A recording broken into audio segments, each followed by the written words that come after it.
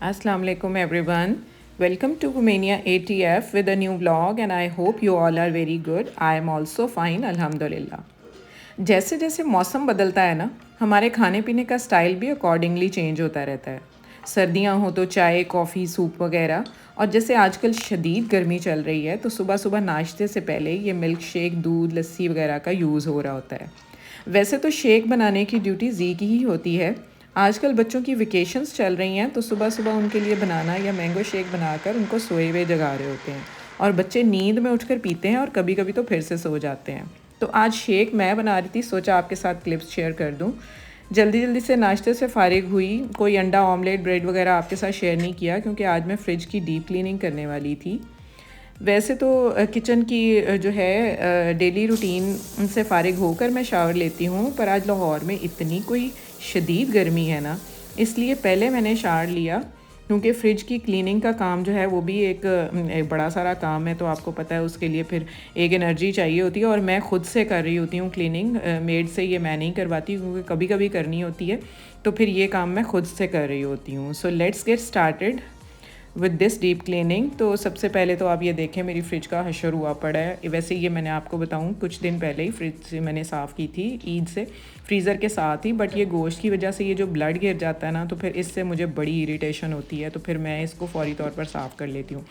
तो ये गोश्त की वजह से इसको मैंने जल्दी जल्दी फ़ारिग करना होता है। तो ये देखें क्या हशर हुआ है, ये मैंने कुछ दिन पहले ईद से साफ़ की थी, तो मैंने कहा चलो आज फिर से मैं इसको क्लीन कर लेती हूँ। तो मैंने सिर्फ मेड से सारा कुछ बाहर निकलवा दिया, बाकी टोटली काम मैंने ख़ुद किए। सबसे पहले तो मैंने सारे अंदर की ये एसेसरीज़ निकाल कर उनको मैंने क्लीन कर लिया अच्छे से, डिश वॉशर के साथ उनको सबको क्लीन करके एक जगह पर मैंने रख लिया। सारे जितने ही अंदर की ये जालियाँ वगैरह थी, शीशा, ये सारी चीज़ें फ्रेजाइल होती हैं, तो मैं कोशिश कर रही होती हूँ कि ये सारे काम मैं ख़ुद करूँ क्योंकि ये कौन सा रोज़ करना होता है काम।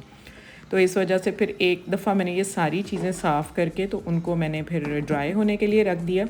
तो फिर बाद में मैंने उनको आहिस्ता आहिस्ता से इस तरह करके अरेंज कर दिया। पहले तो नीचे की सारी मैंने एसेसरीज़ फ़िट की उसके अंदर, तो ये वेजिटेबल और फ्रूट बास्केट को भी मैंने एडजस्ट कर दिया, और एक दफ़ा से ये एडजस्ट करने के बाद फिर ऊपर का खाना एडजस्ट कर लूँगी।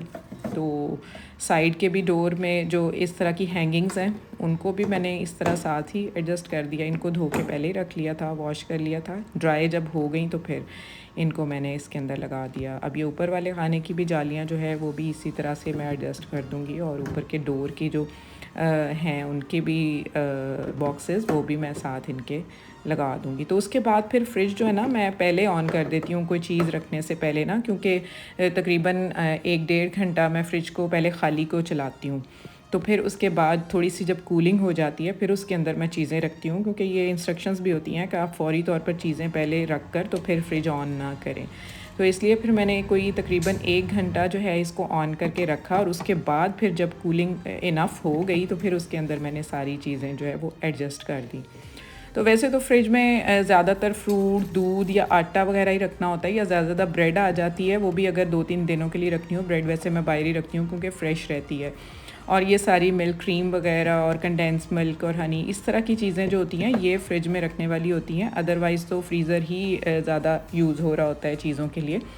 तो इस तरह की चीज़ों के लिए फिर फ्रिज ज़्यादा यूज़ हो रही होती है, तो मेरा फ्रीज़र ही ज़्यादा यूज़ में भी आता है, और जल्दी मुझे साफ़ भी करना पड़ता है। फ्रिज को मुझे इतनी जल्दी साफ़ नहीं करना पड़ता। तो फिर ऊपर वाले खाने में आजकल जैसे आइस क्यूब्स बहुत यूज़ होते हैं, तो ये इनको भी मैंने इस तरह से एडजस्ट कर दिया। तो ये सारा काम करने के बाद फिर मैं निकली। शावर तो लिया हुआ था, फ्रेश भी थी अभी, सारा खाना शाना तो पहले बना लिया था। तो फिर आटा ख़त्म हुआ हुआ था, ये मैं खालिस आटे की चक्की से, ये पंजाब आटा चक्की हमारे पास ही है, तो काफ़ी सालों से मैं यहीं से आटा पिक करती हूँ। इनका बहुत अच्छा होता है, सामने ये पीसते हैं, और बेसन वगैरह भी मैं यहीं पे उनके सामने उनसे उसको ग्राइंड करवा के तो बिल्कुल फ़्रेश लेकर आती हूँ। तो मुझे ये बहुत, मैं इन पे रिलाई करती हूँ एज़ फार एज़ मेरे आटे की जो बात है।